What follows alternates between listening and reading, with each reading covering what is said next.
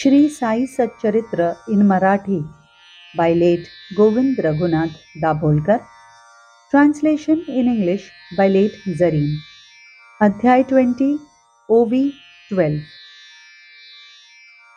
गताध्यायाचिया अंती कथिले होते श्रोतया प्रती की बाबा ही मोलकरिणी हाती अर्थश्रुतीचा उकलविला. At the end of the last chapter, I had told the listeners that Baba had made a maid servant to clear the doubts about the meaning of the Shruti.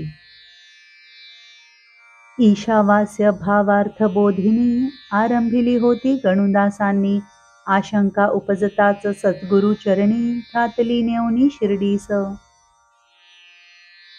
Ganudas had started to write the commentary Ishavasya Bhavartha Bodhini, in which some meaning was obscure, so he came to Shirdi to his Satguru for elucidation. बाबा तैवदलेचे वचन तुझ्या या शंकेचे निवारण करील काकांच्या घरची मोलकरीण जाशील परतोन ते समयी. At that time, Baba said, when you return, the maid servant at Kaka's house will clear your doubt. तेच की सांप्रत कथानुसंधान आता येथुनी चालवू आपण श्रोती होई जे दत्तावधान होईल श्रवण अविकळ. That is the last point of narration. Now, let's continue from thence. Listeners should listen carefully so that their attention is not distracted. Sanskrit भाषानभिज्ञार्थ ईशावास्योपनिषदर्थ ओवीद्वारा पदपदार्थ संकलितार्थ विवरावा. Ganudas had started to explain the meaning of every stanza of the Ishavasya Upanishad in verse form for those who did not know Sanskrit. ऐसी आस्था धरोनी मनी ईशावास्य भावार्थ बोधिनी प्राकृत भाषा सुगम साधनी गणुदासांनी आरंभिली. With this intention, he translated the meaning of Ishavasya into simple, lucid Marathi. गूढार्थ प्रचुर हे उपनिषद भाषांतर झाले पदप्रपद विना अंतर्गत रहस्यबोध होईन आनंद मनाते. This Upanishad is full of hidden meaning. Though the word-to-word translation was achieved, unless the deeper implied meaning was clear, he felt dissatisfied.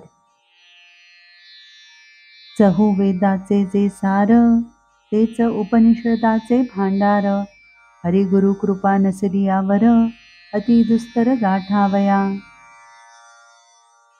The essence of the four Vedas is really the treasury for the Upanishads. But without the grace of God and Guru, it is difficult to understand. म्हणेल कोणी मी सज्ञान आपुल्या मते करोनी यत्न करीन उपनिषदाचे आकलन प्रतिपादन यथार्थ.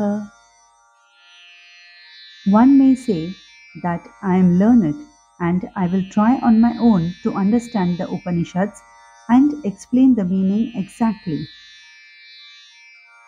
तरी हे कल्पातीही न घडे हे तो गुरुकृपा नसता साकडे गुप्त प्रमेय हाती न चढे मार्गी Avaghade पदोपदी. But it is never possible. It cannot be brought into practice till a guru's blessings are received. The secret riddles are impossible to solve, and at every step one would come across difficulties.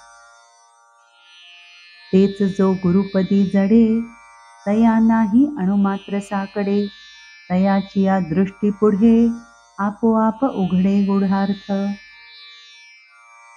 But for him who seeks the feet of the Guru, there is not the slightest difficulty. The profound meaning reveals itself very naturally to him.